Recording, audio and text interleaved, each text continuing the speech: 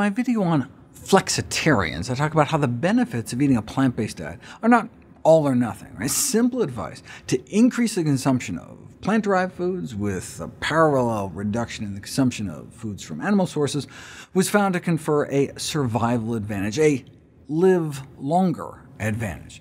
They call it a pro-vegetarian eating pattern, just moving in that direction as a more gradual, gentle, doable approach.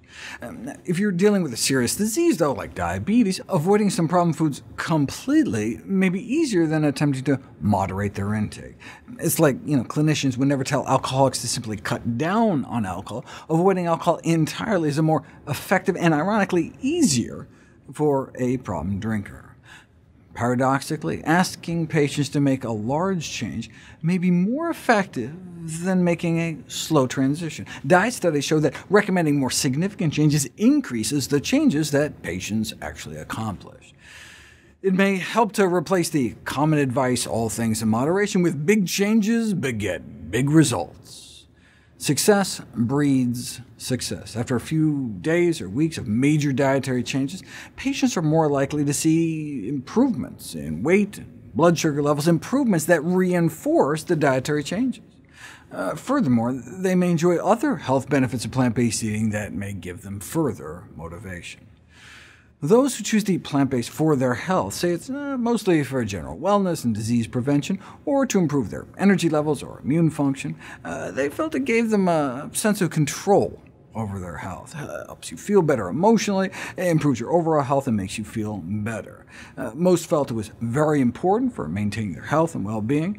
For the minority that used it for a specific health problem, it was mostly for high cholesterol or weight loss, followed by high blood pressure and diabetes, with most reporting they felt it helped a great deal.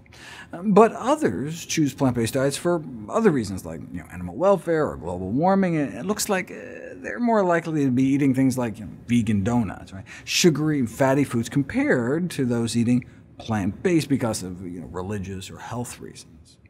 I mean, the veganist vegan could bake a cake using soda instead of eggs, with frosting covered in marshmallow fluff and chocolate syrup, topped with Oreos, with a side of Doritos, dipped in vegan bacon grease. But fruit for dessert in the form of Pop-Tarts and Krispy Kreme pods. This is a vegan meal. Yes, plant-based diets have been recommended to reduce the risk of type 2 diabetes. However, not all plant foods are necessarily beneficial.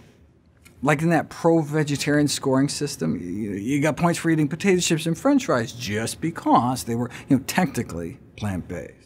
But Harvard researchers wanted to examine the association of not only an overall plant-based diet, but both healthy and unhealthy versions. So they created the same kind of pro-vegetarian scoring systems weighted towards any sort of plant-based foods and against animal foods, and then also created a healthful plant-based diet index, where at least some whole plant foods took precedence, and Coca-Cola was no longer considered a plant.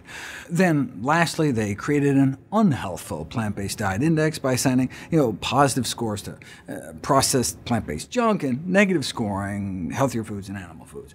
And then they found that a more plant-based diet in general was good for reducing diabetes risk, but eating especially healthy plant-based foods did better, nearly cutting risk in half, while those eating more unhealthy plant foods did worse.